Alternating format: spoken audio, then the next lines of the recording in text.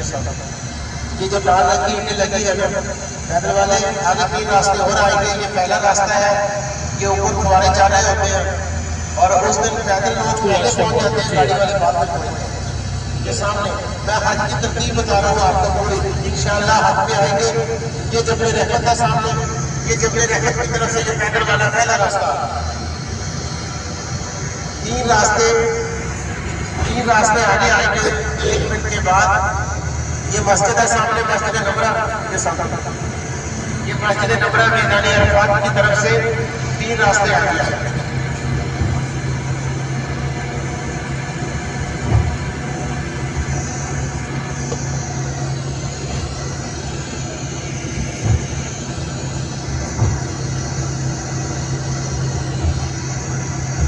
पैदल वाला रास्ता आ गया।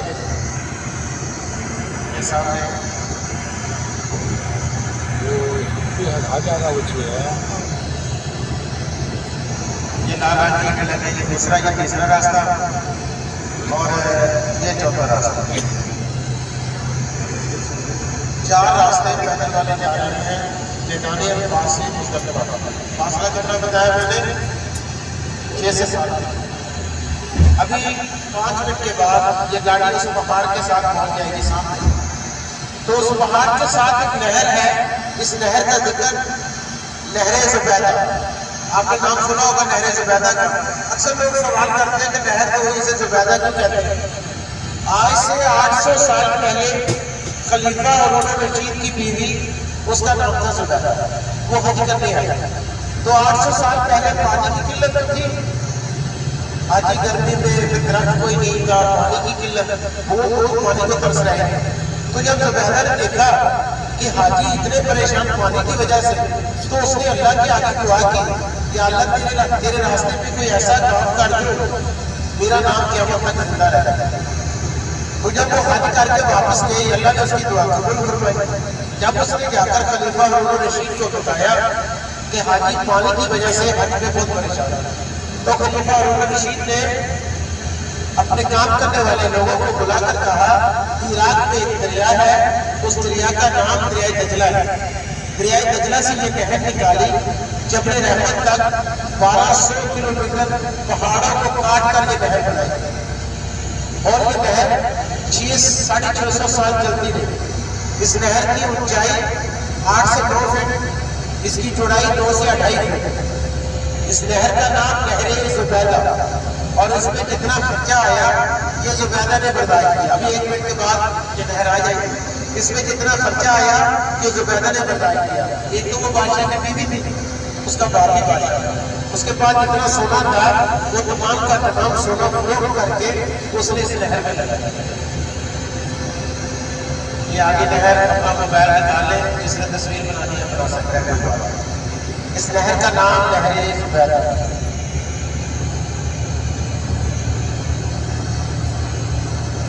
सामने नहर आ गई। ये पहाड़ के साथ साथ ये दीवार नहीं, ये 2.5 फुट चौड़ी नहर है। ये इराक से दरिया दजला से निकाली गई और जबल रहमत तक 650 साल चलती रही। ये नहर है, बनाना तस्वीर कोई बात नहीं, ये नहर है। इस नहर का नाम नहरे ज़ुबैदा है।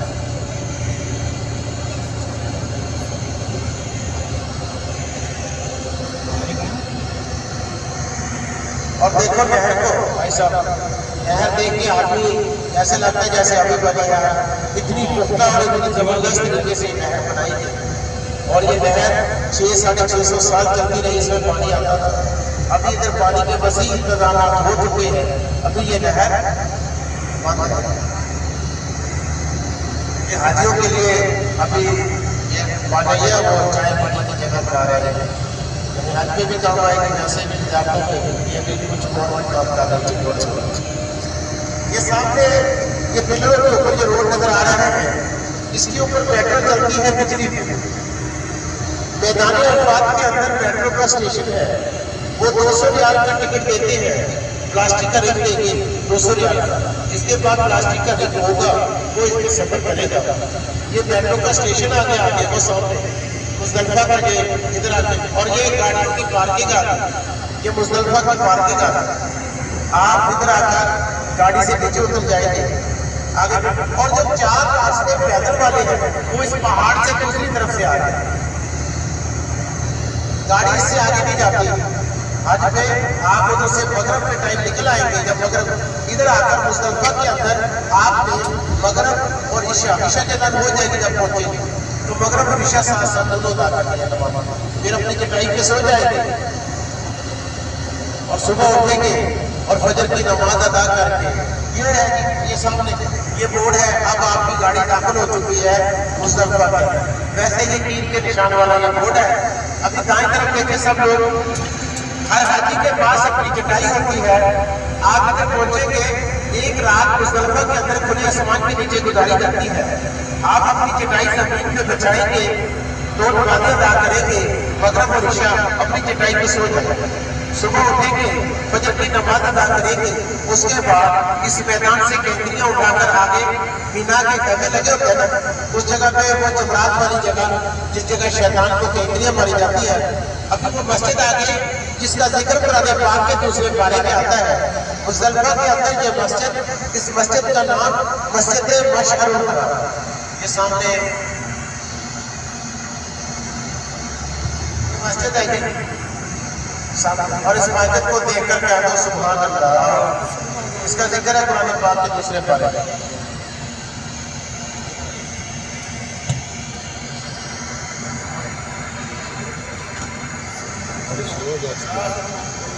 मस्जिद आगे मस्जिद है मशअरुल हराम, जो सो रहे हैं जगा दो उनको, अभी 1 घंटे के बाद होटल में सो जाए, कोई बात नहीं, पीछे भी नहीं।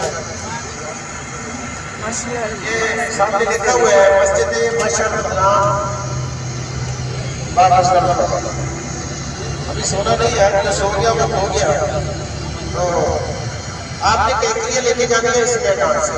जब हमारे प्यारे नबी सल्लल्लाहु अलैहि वसल्लम ने हज किया, एक रात खुले आसमान के नीचे गुजारा और कैंकरियां मुजदलिफा से लेके गए। कितनी कैंकरी लेके जाएंगे हज पे? 70 कैंकरी गिर कर आपने अपने बैग में डाला। ये सामने कैंकरियों के ढेर लगे होते हैं, ये सामने कैंकरी बढ़, आपने 70 कैंकरी गिन कर अपने बैग में डालिए। 2 कैंकरी फालतू डाले, 2 कैंकरी इधर उधर हो भी जाएगा, पूरी हो जाए। पहले दिन शैतान को 7 कैंकरी मारेंगे, दूसरे दिन 21, तीसरे दिन 21, ये होगी 49। इधर वाले इधर देखिए, अगर तीसरे दिन बिना के अंदर रात गुजर जाए तो चौथे दिन भी 21 कैंकरी मारेंगे, ये होगी 70 की कैंकरी पड़ी है। दूर तक सारी कैंकरियां पड़ी है, ढेर लगे होते हैं। कैंकरी की भी हाथ का तायन है, खजूर की गुठली के बराबर है, चने के दाने के बराबर। ये नहीं कि आज शैतान को पत्थर मारने अपने मर्जी से नहीं उठा सकता, इसलिए वो कहता चने के दाने के बराबर, जो खजूर की गुठली के बराबर। अभी वो सामने पुल नजर आ रहा है ऊपर, उसके दूसरी तरफ मीना शुरू हो जाएगा। इस तरफ मुजदलिफा है, मीना पहले क्यों मीना है? तो कहता मीना का आगाज थोड़ा आगे होता है, और जब कहता मीना का आगाज होगा तो एक वादी आ रही है, उस वादी का जिक्र है कुरान पाक। अबाबिल तरमीह बिहिजारत मिन सिज्जील फजअलहा कअस्फिन माकूल। अल्लाह पाक ने फरमाया कि मैंने हाथी वालों का क्या हाल किया, उनको ऐसे कर दिया जैसे खाया हुआ भूसा। ये सऊदी अरब के बराबर में एक मुल्क है यमन। यमन का एक बादशाह था जिसका नाम था अबरा, बड़ा जालिम था और ताकतवर था। उसने एक इबादत का बनाई, वो मुसलमानों को बैतुल्लाह का तवाफ से मना करता था और कहता था कि यमन में तवाफ करो।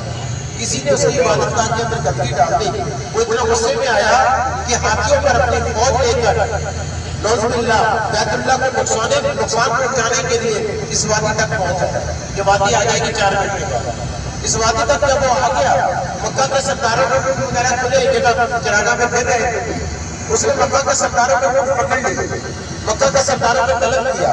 जब मक्का के सरदार आए तो मक्का के सरदार कहने लगे ये ऊँट हमारे हवाले कर दे। अबरा ने अपना इरादा जाहिर किया, नौजुबिल्लाह अबरा ने कहा कि वो बैतुल्लाह को शहीद करने के लिए से आए। मक्का का सरदार कहने लगे हमारे ऊँट हमें दे दे, तू जाने और अल्लाह जाने। तो फिर अल्लाह का घर की इबादत किसने करने थे? अल्लाह ताला ने अबाबील को हुक्म दिया कि छोटी छोटी कैंकरियां उठाओ और तीर की तरफ बरसा दो। ये समुद्र की तरफ से इतनी तादाद में आए, हर अबाबील के पास 3 कैंकरी, एक केकरी चोंच में, एक ही केकरी पंजे में। जब इस वादी के ऊपर अबाबिल ऐसे आए जैसे ऊपर काली घटा छा जाती है। जब एक अबाबिल केकरी फेंकता था वो आदमी को पार करती, फिर हाथी को पार करती और जमीन में बेबस हो जाती। अल्लाह ताला ने उसकी फौज को, उसकी हाथियों को रेजा रेजा कर दिया, जमीन में गरक कर दिया। जिसका जिक्र आता है अल्लाह पाक ने फरमाया कि मैंने हाथी वालों को वो हाल किया जैसे खाया हुआ मौसम। अल्लाह चाहे पूरी दुनिया को खत्म करने को 1 सेकंड की बात है। इतना परिंदा है अबाबिल और हाथी जमीन में बड़ा जानवर तस्वर किया जाता है। जब अल्लाह चाहे तो अबाबिल से एक केकरी से हाथी भी खत्म हो जाता है, वो भी रेजा रेजा होता है। ये स्टेशन शुरू हो जाएगा मेट्रो का, ये सामने ये शुरू हो गया। जब स्टेशन खत्म होगा इसी हाथ पे हमारे प्यारे नबी सल्लल्लाहु अलैहि वसल्लम ने फरमाया जब इस वादी से गुजरो, ये आगे वादी आ रही है, वादी में ऐसे तेजी से गुजर जाओ, ये आजाद वाली जगह है। इस जगह पर ये सामने इसी हाथ पे गौर करें, ये स्टेशन खत्म होगा, ये सामने खाली जगह पड़ी है जंगल की तरह, आदमी को खौफ आता है। ऐसी जगह है जिस जगह अल्लाह ताला ने उसके हाथी और उसकी फौज को रेजा रेजा कर दिया। ये सामने और करें मेरा सब लोग ये सामने ये खैमों तक कितनी खाली जगह पड़ी है, ये तमाम की तमाम जगह वादी है।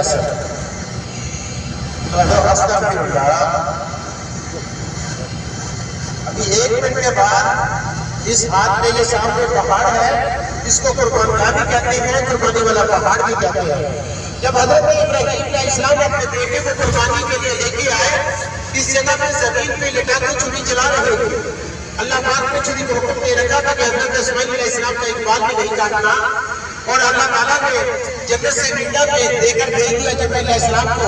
जिब्राइल अलैहिस्सलाम ने छुरी के नीचे से इस्माइल को निकाला और मीठा रख दिया। इब्राहीम अलैहिस्सलाम आंखों पर पट्टी बांधकर छुरी चला रहे हैं। जब छुरी चल गई, आंखें खोली, देखा कि छुरी के नीचे मीठा जमा हो चुका है।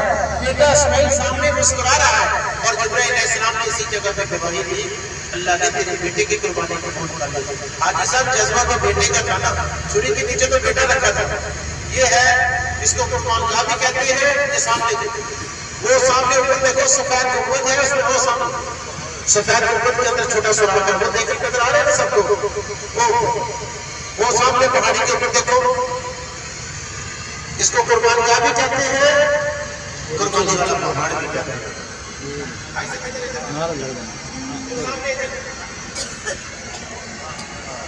वो सामने ये गुंबद के शेर, वो सामने ऊपर वो सफेद गुंबद है, सफेद गुंबद के अंदर एक छोटा सुराख।